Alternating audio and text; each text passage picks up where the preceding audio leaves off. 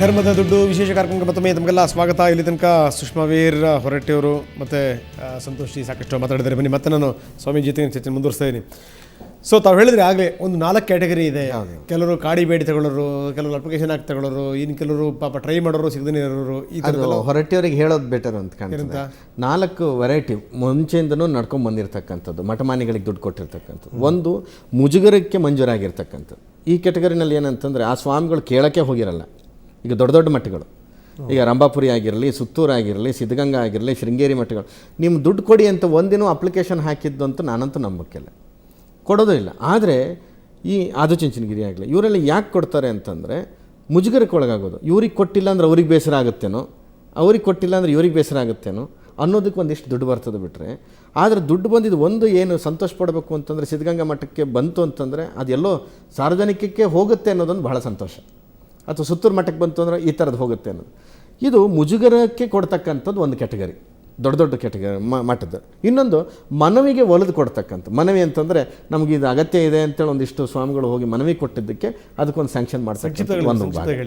ಇನ್ನೊಂದು 2ನೇ ಭಾಗ, 3ನೇ ಭಾಗ ಒದ್ದಾಡಿ ಗುದ್ದಾಡಿ ಯಾರ್ಯಾರನ್ನೂ ಇನ್ಫ್ಲುಯೆನ್ಸ್ ತಗೊಂಡು ಹಿಂಗೆ ಮಾಡಿ 1 ಕೋಟಿ ಅಂತ ಸ್ಯಾಂಕ್ಷನ್ ಆಗಿ ಕಡೆಗೆ ಅವ್ರಿಗೆ 25 ಲಕ್ಷ ಸಿಗುತ್ತೆ. ಸಿಕ್ಕೋದು 25 ಲಕ್ಷ, ಒಟ್ಟಿನಲ್ಲಿ ಅಷ್ಟಾದರೂ ಸಿಗ್ತಲ್ಲ ಅಂತ ಒಂದು ಬರ್ತಕ್ಕಂಥದ್ದೊಂದು. ಇನ್ನು 4ನೇ ಭಾಗ ಇದೆಯಲ್ಲ, ಅದೇನಂತಂದ್ರೆ ಬಲಿಯಾದ ವರ್ಗ. ಯಾವುದಕ್ಕೆ ಬಲಿಯಾದ್ದು? ಒಂದು ದಾಕ್ಷಿಣ್ಯಕ್ಕೆ ಬಲಿಯಾಗೋದು, ಇನ್ನೊಂದು ಅಮಾಯಕತೆಗೆ ಬಲಿಯಾಗ್ತಕ್ಕಂಥದ್ದು. ಅವ್ರ ಬಗ್ಗೆ ಸರ್ಕಾರಕ್ಕೂ ಮಾಹಿತಿ ಇಲ್ಲ, ಅವ್ರುಗಳು ಹೋಗಿ ಕೇಳ್ತಕ್ಕಂಥದ್ದು ಇಲ್ಲ. ಇನ್ನು ಕೆಲವರು ದಾಕ್ಷಿಣ್ಯಗೆ ನಾವು ಯಾಕೆ ಅದನ್ನೆಲ್ಲ ಕೇಳಕ್ಕೆ ಹೋಗಬೇಕು, ನಮ್ಮ ಸೇವೆ ನಾವು ಮಾಡ್ಕೊಂಡು ಹೋಗೋಣ ಅಂತ ಉಳಿದಿರ್ತಕ್ಕಂಥ ಒಂದು ವರ್ಗ. ಇದು ಏನಾಗಿದೆ, ಇವತ್ತು ಸುಮಾರು 1,500ಕ್ಕೂ ಹೆಚ್ಚು ಮಠಗಳಿವೆ. ರಾತ್ರಿ ಊಟಕ್ಕೆ ಗತಿ ಇಲ್ಲ ಅವರಿಗೆ. ಯಾರು ಭಕ್ತರು ಬಂದರೆ ಅವರಿಗೆ ಊಟ ಹಾಕೋದು ಹೇಗೆ? ಅಥವಾ ಎಜುಕೇಷನಿಗೆ ನಮ್ಮ ಕೈನಲ್ಲಂತೂ ಇನ್ಸ್ಟಿಟ್ಯೂಷನ್ ಇಲ್ಲ, ಕಡೆ ಪಕ್ಷ ಇಷ್ಟಾದರೂ ಕೊಡೋಣಪ್ಪ ಮಠಕ್ಕೆ, ನೀನು ಫೀಸ್ ಕಟ್ಕೊ ಅಂತ ಕೊಡೋಷ್ಟು ಪರಿಸ್ಥಿತಿ ಇಲ್ದಿದ್ದರ್ತಕ್ಕಂಥ ಮಠಗಳಿವೆ. ಬಹುಶಃ ಇದನ್ನು ಸರ್ಕಾರ, ಮುಜರಾಯಿ ಇಲಾಖೆ ಆಗಲಿ ಅಥವಾ ಸಮಾಜ ಕಲ್ಯಾಣ ಇಲಾಖೆ ಆಗಲಿ ನೋಡಿ ಆ ಮಠಗಳನ್ನೇ ಗುರುತಿಸಿ ಕೊಟ್ಟಿದ್ರೆ ನಿಜವಾಗ್ಲೂ ಎಲ್ಲರೂ ಮೆಚ್ಚಬೇಕಾದ್ದು ಅಂತ ಕಾಣ್ತದೆ. ಯಾಕೆಂತಂದರೆ ಮಠಗಳನ್ನು ಎತ್ತಕ್ಕಂಥದ್ದು ಒಬ್ಬ ರಾಜನ ಕರ್ತವ್ಯನೇ. ಇವತ್ತು ನಿನ್ನೆದಲ್ಲ, ವಿಜಯನಗರ ಸಾಮ್ರಾಜ್ಯದಿಂದಲೂ ಸಹ ಕೃಷ್ಣದೇವರಾಯನು ಸಹ ಮಠಕ್ಕೆ ಕೊಟ್ಟಿರ್ತಕ್ಕಂಥದ್ದಿದೆ. ಟಿಪ್ಪು ಸುಲ್ತಾನು ಸಮೇತ. ನೀವು ರಾಜರದ್ದು ಈಗಿನ ಈ ರಾಜಕಾರಣಿಗಳದ್ದು ಕಂಪೇರ್ ಮಾಡೋದೇ ಬೇಡ. ಅಲ್ಲಲ್ಲ, ದುಡ್ಡು ಕೊಡಲಿಕ್ಕೆ ತಪ್ಪು ಅಂತ ಹೇಳ್ತಿಲ್ಲ, ದುಡ್ಡು ಕೊಡೋದು ಕರೆಕ್ಟ್ ಇದೆ. ಆದರೆ ಹೊರಟಿಯವರು ಆಗಲೇ ಹೇಳಿದ್ರು, ಕೊಟ್ಟವರಿಗೆ ಕೊಡ್ತಕ್ಕಂಥದ್ದಲ್ಲ, ಅಗತ್ಯ ಇಲ್ದಿದ್ದವರಿಗೆ ಕೊಡ್ತಕ್ಕಂಥದ್ದಲ್ಲ. ಇಲ್ಲಿ ಇನ್ನೊಂದು ನಾವು ಯೋಚನೆ ಮಾಡ್ಬೇಕು ರಂಗನಾಥ್, ಏನಂತಂದರೆ ಜಾತಿಯ ಆಧಾರದ ಮೇಲೇ ಹೆಚ್ಚಿಗೆ ಹಣಗಳು ಹೋಗಿರ್ತದೆ. ಈಗ ಒಕ್ಕಲಗಿರಿಗೆ ಕೊಟ್ಟು, ಈಗ ಆದಿಚುಂಚನಗಿರಿ ಮಠದಿಂದ ಏನು ಅಪ್ಲಿಕೇಶನ್ ಹೋಗಿರಲ್ಲ, ಬೇರೆಯವರೆಲ್ಲರಿಗೂ ಕೊಟ್ಟಿದ್ದೀವಿ ಅಂದಾಗ ಒಕ್ಕಲಿಗರು ಬೇಜಾರು ಮಾಡ್ಕೊಂಡ್ಬಿಟ್ರೆ ಕಷ್ಟ ಅಂತ ಒಂದು ಹೋಗಿರ್ತದೆ. ರಾಜಕೀಯ ವಿಚಾರವನ್ನು ಇಟ್ಕೊಂಡು ಕೊಡೋದು ಹಂಗಾಗಿರ್ತದೆ. ಅವಾಗ ಏನಾಗಿರುತ್ತೆ, ಈಗ ಬ್ರಾಹ್ಮಣರಿಗೆ ಕೊಡಬೇಕು, ಬ್ರಾಹ್ಮಣರಿಗೆ ಬಿಟ್ಟರೆ ಇನ್ನು ಕುರುಬರಿಗೆ ಕೊಡಬೇಕು, ಈ ಥರದ್ದು ಹೋಯ್ತು ಬಿಟ್ಟರೆ ಜಾತಿನಲ್ಲಿ ಮಠಗಳಿಗೆ ಅಂತ ಹೋಗಲಿಲ್ಲ. ಇದನ್ನು ಯೋಚನೆ ಮಾಡಿದಾಗ ಇನ್ನು 2 ಜಾತಿಗಳು ಉಳ್ಕೊಳ್ತು ರಂಗನಾಥ್. ಇಡೀ ಕರ್ನಾಟಕದಲ್ಲಿ ಸ್ವಾತಂತ್ರ್ಯ ಬಂದ ಮೇಲೆ ಒಂದು ಜಾತಿಯ ಆಧಾರದಲ್ಲಿ, ಮಠಗಳ ಆಧಾರದಲ್ಲಿ ಏನು ದುಡ್ಡು ಹೋಗಿದೆ ಅಂತ ತಗೊಂಡ್ರೆ, ಒಂದು ಕರ್ನಾಟಕದಲ್ಲಿ 2 ಜಾತಿ ಇದೆ. ಒಂದು ಕೊಡವ, ಈ ಕೊಡವದಲ್ಲಿ ಇರ್ತಕ್ಕಂಥದ್ದು, ಕೊಡಗಿನಲ್ಲಿ ಅವರಿಗೆ ಸ್ವಾಮಿಗಳೇ ಇಲ್ಲ. ಇನ್ನೊಂದು ಕರಾವಳಿಯಲ್ಲಿ ಬಂಟರಿಗೂ ಸಮೇತ ಸ್ವಾಮಿಗಳೇ ಇಲ್ಲ. ಎರಡು ಮಠಗಳು ಅಲ್ಲ, ನಾವು ಅದಕ್ಕೆ ಬರೋದಿಲ್ಲ ಬಿಡಿ. ಅಂತೂ 2 ಮಠಗಳು ಏನಿದಾವೆ, ಮಠಗಳೇ ಇಲ್ಲ ಅವರಿಗೆ. ಇಲ್ಲಿವರೆಗೆ 1 ರೂಪಾಯಿ ಆದರೂ ಬಂದಿದೆಯಾ? ಲಿಸ್ಟ್ ತೆಗೆದು ನೋಡಿ, ನೀವು ಮಾಧ್ಯಮದವ್ರಿಗೆ ಗೊತ್ತಿರ್ತದಲ್ಲ, ಬಂದಿಲ್ಲ. ಕೊಡವ ಕಲ್ಯಾಣಕ್ಕಾದರೂ ಹೋಗಿದೆ, ಬಂಟ್ರಿಗೆ ಅದು ಬಂದಿಲ್ಲ. ಇಲ್ಲಿವರೆಗೆ 1 ರೂಪಾಯಿನ ಬಂದಿಲ್ಲ. ಇಲ್ಲಿ ಏನಾಗಿದೆ ಅಂದರೆ 5,000 ವರ್ಷದ ಹಿಂದೆ ಒಂದು ಮಹಾಭಾರತದಲ್ಲಿ ಹೇಳಿರ್ತಕ್ಕಂಥ ಒಂದು ಶ್ಲೋಕ ನೆನಪಾಗುತ್ತೆ. ಅಜ್ಞಾದಾನೇನ ಯಜ್ಞೇನ ಕಾಷಾಯೇಣ ಜಟಜನಹಿ ಲೋಕಾನ್ ವಿಶ್ವಾಸ ಇತ್ವೈವ ತಥಾಲುಂಪೆ ತಥಾವೃಕಃ ಅಂತ. ಅಂದರೆ ಎಲ್ಲಿ ಯಜ್ಞ ನಡೀತದೆ ಅಲ್ಲಿಗೆ ಸಬ್ಸಿಡಿ ಕೊಡ್ಬೇಕಂತೆ, ಅಗ್ನಿಹೋತ್ರಗಳು ಎಲ್ಲಿ ನಡೀತವೆ ಅಲ್ಲಿಗೆ ದುಡ್ಡು ಕೊಡ್ಬೇಕಂತ. ಯಾಕೆ? ನಿನಗೆ ಅದರ ಮೇಲೆ ನಂಬಿಕೆ ಇರಬೇಕು ಅಂತೇನಿಲ್ಲ, ಅಲ್ಲಿ ನಡೀತಕ್ಕಂಥ ಭಕ್ತ ಸಮುದಾಯ ನಿನ್ನನ್ನು ಒಪ್ಕೊಳ್ತದೆ. ಇದು ಕಣಿಕಾ ಅನ್ನುವಂಥ ಅಫ್ಘಾನಿಸ್ತಾನದಿಂದ ಬಂದು ರಾಜನೀತಿಯನ್ನು ದುರ್ಯೋಧನಿಗೆ ಬೋಧನೆ ಮಾಡೋದು. ಅದರೊಳಗೂ ಸಹ ಕಾಷಾಯೇಣ ಜಟಾಜಿನಹಿ, ಯಾರು ಕಾಷಾಯ ವಸ್ತ್ರವನ್ನು ಹುಟ್ಟಿರ್ತಕ್ಕಂಥವ್ರು ಇರ್ತಾರೆ, ಮಠಾಧೀಶರು ಅಂತೇಳಿ ಇರಲಿಲ್ಲ ಅವಾಗ, ಸ್ವಾಮಿಗಳು ಅಂತಿರಲಿಲ್ಲ, ಸನ್ಯಾಸಿಗಳು ಅಂತಿದ್ರು, ಯಾರು ಋಷಿಗಳು ಅಂತಿದ್ರು, ಅವ್ರಿಗೆ ನೀನು ಕಾಲಿಗೆ ಬೀಳು. ಯಾಕೆ? ಇಷ್ಟ ಇರಲಿ ಬಿಡಲಿ ಕಾಲಿಗೆ ಬೀಳು ಅಂತ. ನಿನಗಿಷ್ಟ ಇರಬೇಕು, ಅವ್ರ ಮೇಲೆ ಭಕ್ತಿ ಇರಬೇಕು ಅಂತಿಲ್ಲ, ಅವರ ಶಿಷ್ಯರಿಂದ ನಿನ್ನನ್ನು ಒಪ್ಕೊಳ್ತದೆ. ಇದು ಮಹಾಭಾರತ ಹೇಳಿದ್ದು. ಜಟಾಜಿನಹಿ, ಜಟೆ ಬಿಟ್ಟು ದಾಡಿ ಬಿಟ್ಟಂಥವರಿಗೂ ಸಹ ಈ ರೀತಿ ಮಾಡು. ಇದನ್ನು ಮಾಡಿ ಏನು? ಕಷಾಯೇಣ ಜಟಾಜಿನೈ ಲೋಕಾನ್ ವಿಶ್ವಾಸ ಇತ್ವೈವ, ಲೋಕವನ್ನು ವಿಶ್ವಾಸಕ್ಕೆ ತಗೊಂಡು ಯಥಾಲುಂಪೇತ್ ಯಥಾವ್ರಕಃ ಅಂದರೆ ತಥಾಲುಂಪೇತ್ ಯಥಾವ್ರಕಃ ಅಂದರೆ ನೀನು ವ್ರಕ ಅಂದರೆ ತೋಳದ ರೀತಿಯನ್ನು ಲೋಕವನ್ನೇ ತಿಂದು ತೋಳದ ಹೊಟ್ಟೆ ನೋಡಿದ್ದೀರಾ, ಬೆನ್ನಿಗೆ ಅಂಟ್ಕೊಂಡೇ ಇರತ್ತೆ ಎಷ್ಟು ತಿಂದ್ರೂ. ಅಂದರೆ ನಾನೇನು ತಿಂದೇ ಇಲ್ಲ ಅನ್ನೋ ರೀತಿಯಲ್ಲಿ ಇರಬೇಕು. ಇದನ್ನ ಈಗಿನ ರಾಜಕೀಯ ಪಕ್ಷಗಳು ರಾಜಕಾರಣಿಗಳು ಅಕ್ಷರಶಃ ಫಾಲೋ ಮಾಡ್ತಾರೆ. ಹೌದು, 5000 ವರ್ಷದ ಹಿಂದಿನ ಶ್ಲೋಕ ಇವತ್ತು ಬಹಳ ಸಮಂಜಸವಾಗಿದೆ. Yes sir. ಸೊ ನಾನು ಇನ್ನಷ್ಟು ನಿಮ್ಮ ಜೊತೆ ಮಾತಾಡ್ತೀನಿ. ಸುಷ್ಮಾ, ಈಗ ಮತ್ತೆ ಮಾತಾಡ್ತಾ ಇದ್ವಿ ನಾವು. ತಾವು ಹೇಳೋ ಪ್ರಕಾರ ಏನು ಅಂತಂದರೆ, ಒಂದು ನೀವು ಕೊಡಿ ಅಂತ ಹೇಳಲ್ಲ, ಇನ್ನೊಂದು ಏನಾದರೂ ಕೊಟ್ಟರೂ ಕೂಡ ಯಾವ್ಯಾವ ಘನ ಕಾರ್ಯಕ್ಕೆ ಉಪಯೋಗ ಆಗ್ತಾ ಇದೆ ಅದರ ಲೆಕ್ಕ ಕೊಡಿ ಅಂತ ಕೇಳ್ತೀರಿ.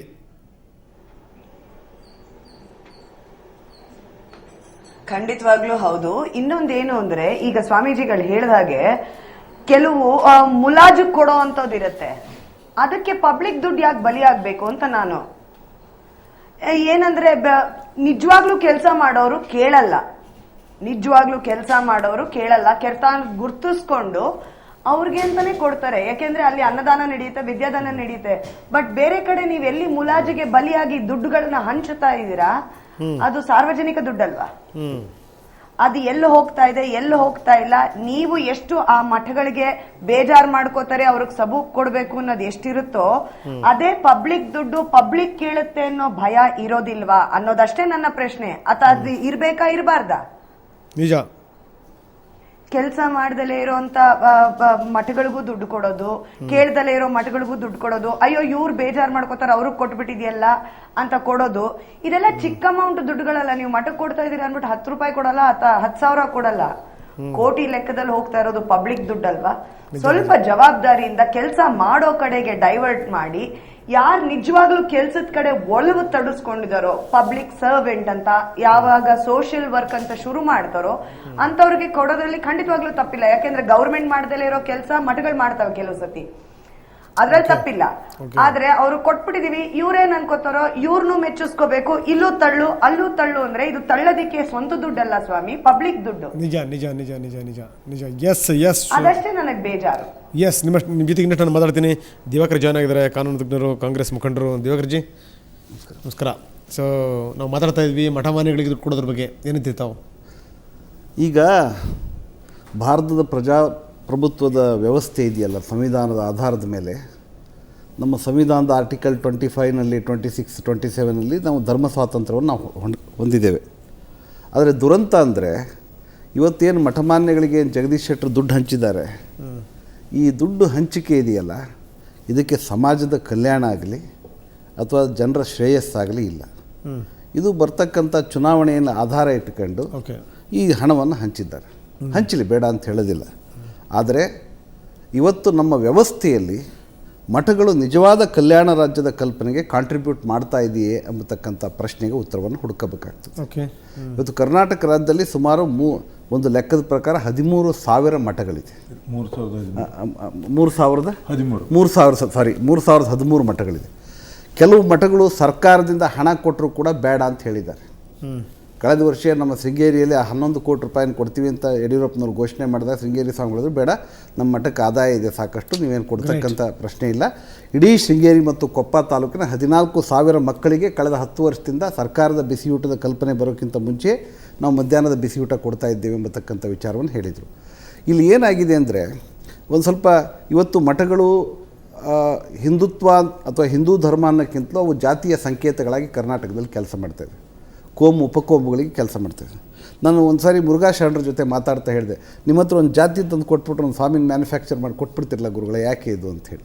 ಅನೇಕ ಸಮಾಜಗಳಿಗೆ ಇವತ್ತು ಮಠಗಳ ರಚನೆಯಿಂದ ಒಂದು ಸಾಮಾಜಿಕ ಸಂಘಟನೆ ಆಗ್ತದೆ ಎಂಬತಕ್ಕಂಥ ಭ್ರಮೆಯಲ್ಲಿ ನಾವು ಯಾರಾದರೂ ಇದ್ದರೆ ಅದು ಬಹಳ ತಪ್ಪು.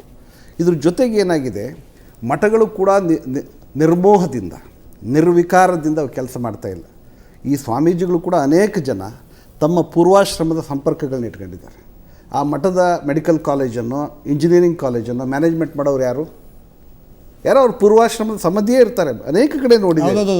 ಆದ್ದರಿಂದ ಇವತ್ತು ಮಠ ಒಂದು ಕಮರ್ಷಿಯಲ್ ಆರ್ಗನೈಜೇಷನ್ ಆಗಿರೋದ್ರಿಂದ ಯಾವ ಮಠಗಳು ಮೆಡಿಕಲ್ ಕಾಲೇಜ್ ನಡೆಸ್ತವೆ ಅಲ್ಲೇನಾದ್ರು ಫ್ರೀ ಸೀಟ್ ಕೊಡ್ತಾರಾ? ಯಾವ ಮಠಗಳು ಇಂಜಿನಿಯರಿಂಗ್ ಕಾಲೇಜ್, ಅವ್ರ ಸಮಾಜದ ಬಡವರಿಗೆ ಏನಾದರೂ ಸೀಟ್ ಕೊಟ್ಟಿದ್ದನ್ನು ಕೇಳಿದ್ದೀರಾ? ಬೇರೆಯವ್ರಿಗೆ ಬೇಡ ನಾನು ಹೇಳೋದು, ಅವರ ಸಮಾಜದ ಬಡವರಿಗೆ, ಪ್ರತಿಭಾವಂತರಿಗೆ ಸೀಟ್ ಕೊಟ್ಟಿದ್ದನ್ನು ಅಪರೂಪಕ್ಕೆ ಎಲ್ಲ ಬೇಲಿ ಮಾಡಿದಂಥ ಅಲ್ಲ ಇರ್ಬೋದು ಸರ್, ನಾನು ಎಕ್ಸೆಪ್ಷನ್ಸ್ ಆರ್ ಎವ್ರಿವೇರ್. ಆದರೆ ಪ್ರಜಾತಂತ್ರ ವ್ಯವಸ್ಥೆಯಲ್ಲಿ ಬಹುಮತದ ಆಧಾರದ ಮೇಲೆ ನೋಡೋದಾದರೆ ಇವತ್ತು ದುರಂತ ಏನಾಗಿದೆ, ಒಂದು ಜಾತಿ ಮತ್ತು ಧರ್ಮ ಸಾಮುದಾಯಿಕ ಸಂಸ್ಥೆಗಳು ರಾಜಕಾರಣವನ್ನು ಮಾಡ್ತಕ್ಕಂಥ ಪರಂಪರೆ ಪ್ರಾರಂಭ ಆಗಿದ್ದು ಪಂಜಾಬ್ನಲ್ಲಿ. ಅಲ್ಲಿಯ ಗುರುದ್ವಾರಗಳಿದಾವಲ್ಲ, ಆ ಗುರುದ್ವಾರದ ಕಂಟ್ರೋಲ್ ಮಾಡ್ತಕ್ಕಂಥ ಜಾಥೇದಾರನೇ ಅಲ್ಲಿಯ ಮತವನ್ನು ಓಟನ್ನು ನಿಯಂತ್ರಣ ಮಾಡ್ತಕ್ಕಂಥ ಕೆಲಸ ಮಾಡ್ತೀವಿ. ಯಾವ ಮಟ್ಟಕ್ಕೆ ಅವ್ರು ಇದ್ದಾರೆ ಅಂದರೆ, ಒಬ್ಬನ ತಂಖ್ಯ ಅಂದರೆ ಸಮಾಜ ವಿರೋಧಿ ಅಂದರೆ ಬೂಟಾ ಸಿಂಗ್ ಅಂತವರೇ ಗುರುದ್ವಾರದಲ್ಲಿ ಬೂಟನ್ನು ಹೊರಿಸ್ತಕ್ಕಂಥ ಶಿಕ್ಷಣ, ಅಷ್ಟು ಪವರ್ಫುಲ್ ಇರ್ತಕ್ಕಂಥ ಜಾತಿಗಳು ಕೂಡ ಈ ದೇಶದಲ್ಲಿದೆ. ಇವತ್ತು ಕುಂಭಮೇಳ ನಡೀತಾ ಇದೆ. ಆ ಕುಂಭಮೇಳದಲ್ಲಿ ಸರ್ಕಾರ ಸವಲತ್ತುಗಳನ್ನ ಕೊಡಬೇಕು. ಕೋಟ್ಯಾಂತರ ಜನ ಬರ್ಬೇಕಾದ್ರೆ ಕುಡಿಯೋ ನೀರು, ರಸ್ತೆ ಇದನ್ನು ಕೊಡಬೇಕೇ ಹೊರತು ಆ ಹೋಮಕ್ಕೆ ಹವಿಸ್ ಕೊಡೋದಾಗಲಿ ಅಥವಾ ಹೋಮ ಮಾಡೋದಕ್ಕೆ ಹಣ ಕೊಡೋದಿದೆಯಲ್ಲ, ಅದು ತಪ್ಪು. ನಾವು ಇವತ್ತು ನಾನು ಅನೇಕ ವರ್ಷಗಳ ಕಾಲ ಬಿ ಜೆ ಪಿಯಲ್ಲಿ ಕೆಲಸ ಮಾಡಿದ್ದೇನೆ. ಬಿ ಜೆ ಪಿಯಲ್ಲಿ ಏನು ಹೇಳೋರು, ಹಜ್ ಯಾತ್ರಿಗಳಿಗೆ ಸಬ್ಸಿಡಿಯನ್ನು ಕೊಡೋದು ತಪ್ಪು, ತಕ್ಷಣ ನಿಲ್ಲಿಸ್ರಿ ಅಂತ ನೀವು ಹೇಳ್ತಿದ್ರಲ್ಲ. ಹಜ್ ಯಾತ್ರಿಗಳಿಗೆ ಅವ್ರಿಗೇನೋ ಬಡವರು ಹೋಗ್ತಾರೆ, ಒಂದು ವರ್ಷಕ್ಕೊಂದ್ಸಲ ಸೌದಿ ಅರೇಬಿಯಾಕ್ಕೆ ಕೊಟ್ರಪ್ಪ, ಆಯಿತು, ಅದು ತಪ್ಪು ಅನ್ನೋರು ಯಾವ ಮುಖ ಇಟ್ಕೊಂಡು ಇವತ್ತು ನೀವು ಕೊಟ್ಟಿದ್ದೀರಿ? ಆಮೇಲೆ ಹೇಳ್ತೀನಿ, ಬಿಜೆಪಿ ಬಿಟ್ಮೇಲೆ ವಾಕ್ ಸ್ವಾತಂತ್ರ್ಯ ಬಂದಿದೆಯಲ್ಲ, ಅದಕ್ಕಲ್ಲ, ಯಾಕಂದ್ರೆ ಯಡಿಯೂರಪ್ಪ ಮಠಕ್ಕೆ ಕೊಟ್ಟಿದ್ರು, ನೀವು ಮಾತಾಡಿರಲಿಲ್ಲ, ಮಾತಾಡಿರಲಿಲ್ಲ. ಅದನ್ನು ದಯವಿಟ್ಟು ಹೇಳ್ತಿ ಕೇಳಿ. ಮಠಗಳು ಇವತ್ತು ಸೋಮಾರಿಗಳನ್ನು ನಿರ್ಮಾಣ ಮಾಡತಕ್ಕಂಥ ಸಂಸ್ಥೆಗಳಾಗಿವೆ. ಸೋಮಾರಿಗಳ್ರಿ, ಎಂತ ಕೆಲಸ ಇಲ್ಲ, ಏನು ಮಾಡ್ತಿದ್ದೀರಿ? ಸಾಮಾಜಿಕ ಜವಾಬ್ದಾರಿನ ಏನು ನಿರ್ವಹಣೆ ಮಾಡ್ತಾ ಇದ್ದಾರೆ? ಬೇಡ ಏನು ಬೇಡ, ಎಲ್ಲಿ ಮಠಗಳಿದೆ ಆ ಸುತ್ತಮುತ್ತ ಸಾಮಾಜಿಕ ನ್ಯಾಯವನ್ನು ನೀವೇನಾರ ಮಾಡ್ತಾ ಇದ್ದೀರಾ? ಆಗೋದಿಲ್ಲ. ದಯವಿಟ್ಟು ಈ ಇವತ್ತು ಹೊರಟ್ಟಿಯವರು ಸುದೀರ್ಘ ಕಾಲ ಶಾಸಕರಾಗಿ ಕೆಲಸ ಮಾಡಿದ್ದಾರೆ. ಈ ಥರ ನಾನ್ ಪ್ಲಾನ್ ಹಣವನ್ನು ನೀವು ಯಾವ್ದಾರ ಉದ್ದೇಶಕ್ಕೆ ಕೊಡಿ, ಹಾಸ್ಟೆಲ್ ಮಾಡಿ ಅಂತೇಳಿ, ಅಥವಾ ಒಂದು ಕಂಡೀಷನ್ ಮಾಡಿ, ಒಂದು ಅಕೌಂಟಬಿಲಿಟಿ ಇಲ್ಲದೆ ದುಡ್ಡು ಕೊಡೋದಿದೆಯಲ್ಲ, ಇದು it's A dacoity of public money. Okay fine, ಮತ್ತಷ್ಟು ನನ್ನ ಜೊತೆಗೆ ಚರ್ಚೆ ಮಾಡ್ತೀನಿ. ಸೊ ಇನ್ನಷ್ಟು ಮಾತಾಡೋಣ, ಅದಕ್ಕಿಂತ ಮೊದಲು ಸಣ್ಣ ವಿರಾಮ.